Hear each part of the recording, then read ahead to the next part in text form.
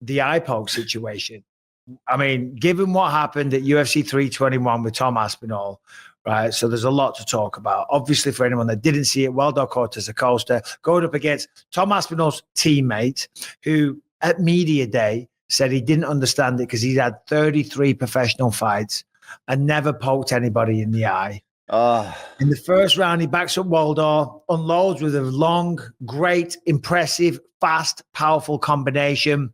Obviously, it was so fast we couldn't see in real time. Waldo's covering up like that. Referee steps in, right? Ante Delaye's celebrating, and rightly so. He thinks he's won. He comes over to me, and he's going, "Yeah, you like that, brother?" And in our ear, they're saying, "You're hearing eye poke, eye poke." So I'm trying to tell him, I think it was an eye. I'm live on air. Brendan's talking, so I'm going,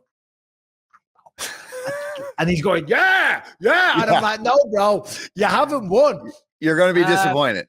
You're going to be very disappointed. They showed the replay. The replay clearly it did show an eye poke.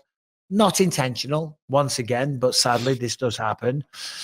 Bit of confusion. Waldo says he's good, right? And they restart the fight. And as we know, Waldo goes out, knocks him out cold, vicious right-hand counter, couple more ground and pound on the floor.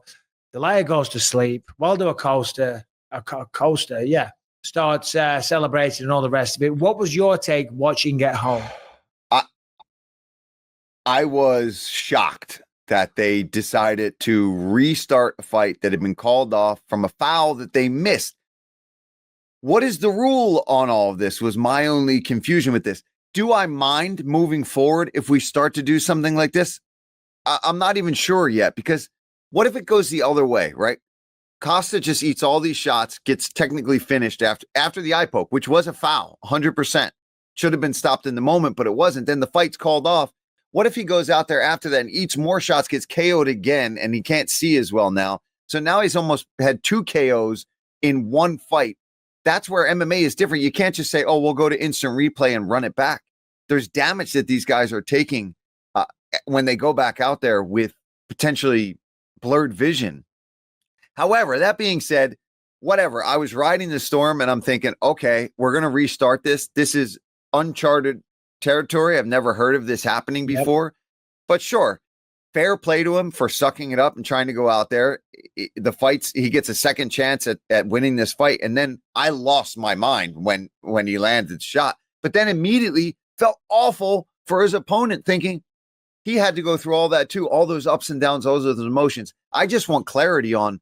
So are we making stuff up as we go? I don't think we're making stuff up, but Mark Ratner jumped on. Obviously, he's like head of the commission and the rules and official guidelines, if you will. All the referees were conferring. You know, there was a big conflab at the other side of the octagon. Yeah. They did the instant review. I guess when you see an eye poke, when you see a blatant eye poke like that, and his reaction was he was covering up. I like Ante Delaya, by the way. I spoke to him a little bit in Paris, spoke to his team. Great dude. And he's an awesome guy. He did accidentally poke him in the eye. It was 1,000%. Yeah.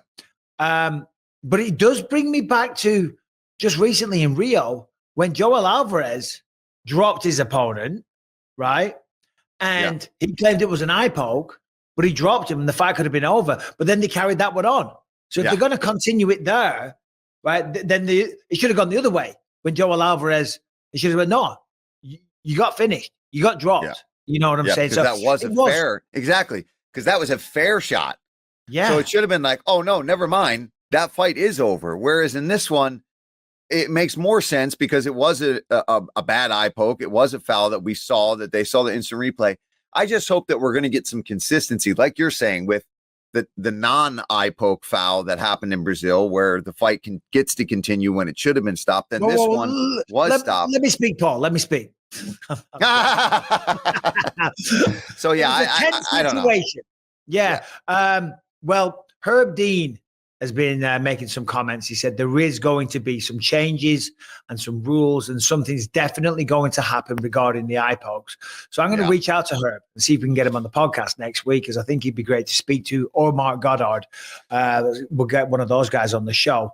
I did a little video afterwards for my YouTube channel because and it did happen. I was like, Tom is going to get slaughtered for this. Even though it's got nothing to do with Tom Aspinall, and all eye pokes are different. You can have one eye poke, and this is, again, not me sticking up for Tom or anything like that. One eye poke can just kind of glance the eye ever so slightly, and that can be terrible. One eye poke can go all the way in, and they'll be fine. You know what I'm saying? So you can't look at them, and it's not apples for apples. You know what I'm saying? They're all very different, unique situations. But he did choose to continue. And he did get the knockout. And to credit to Waldo, as soon as the fight finished, he was back to doing this.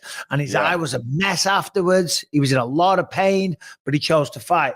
And of course, there was a lot of people like Yuri. We'll speak to him in a little bit. Yuri was like, well, who cares? I've got two eyes. You know what I mean? I liked his post-fight speech too, like where he really laid into Tom Aspinall a little bit. Well, I mean, listen, that's what you do. He's trying to become the champion. And I'll tell you what, fair play to Waldo Cortez Acosta because, respectfully, he came off the Contender Series. And I didn't think we'd see him in the position that he's at now. Let me just click on his record real quick. I mean, the man is 15 wins, 2 losses, 7 knockouts. He lost his first fight in the UFC or his hold on, was that UFC? No, he won his first 2 fights, lost 1 to Marcus Rogerio de Lima, went on a 5-fight win streak, dropped a close decision to Sergey Pavlovich, and then comes back and knocks out Ante Delaya. I didn't think we'd be having these kind of conversations with him. Obviously, the man, for anyone that doesn't know, used to play baseball, used to throw a ball over 100 miles an hour. So he's got that right hand. That's the money shot. And holy shit, he delivered that perfectly. Ate a jab, immediately fires back.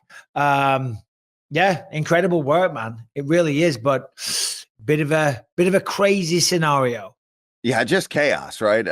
And it's just wild too that just so recently after the Tom Aspinall Cyril Gane incident, then to have your teammate be the one that's involved in such a chaotic, controversial situation, it's one of those moments where you sit and you go, "What is he? How does this even happen?" It's what's the word I'm looking for? I don't know, Michael. It's uncanny. Yeah. Ironic. Oh, that's good. You see what I did there? Ironic. Yeah, I couldn't believe it. I saw it on Twitter. But I jumped out of my couch and was screaming when he got that KO because that's wild to come back from a bad eye poke to get some nasty shots too, to recover from that. He stayed calm. He made sure he got his wits about him, got his eye clear, made sure he took enough time too, so that you're recovering from the shots that you took to the head. And then he wasted no time as soon as his opponent was coming at him, and he just landed that nasty right hand. I couldn't believe it because I even said to my buddy that was watching with me, I'm like, watch him come back and get this KO after that. And sure enough, that's exactly what he did. Fair play to the guy. Fair play. And you know what? It was chaos and it was uncovered territory and all the rest of it. But also, that's kind of what makes this sport so bloody awesome. Do you know what I mean? Like, we got something to talk about today. Shocking underdogs, big knockouts, and lightning fast submissions. That's the beauty of the UFC. Every card's got a fight where the odds don't tell the whole story, and that's where the money's made at my bookie. This weekend's card is stacked with chances to do it again. And on my bookie, you get all the action, fight props, live betting, and boosts that turn good calls into big payouts. If you still haven't tried my bookie, what are you even doing? Use the code BELIEVE and your first bet up to $500 is fully covered. It's insured. And if you miss, you get it right back with your bet back bonus.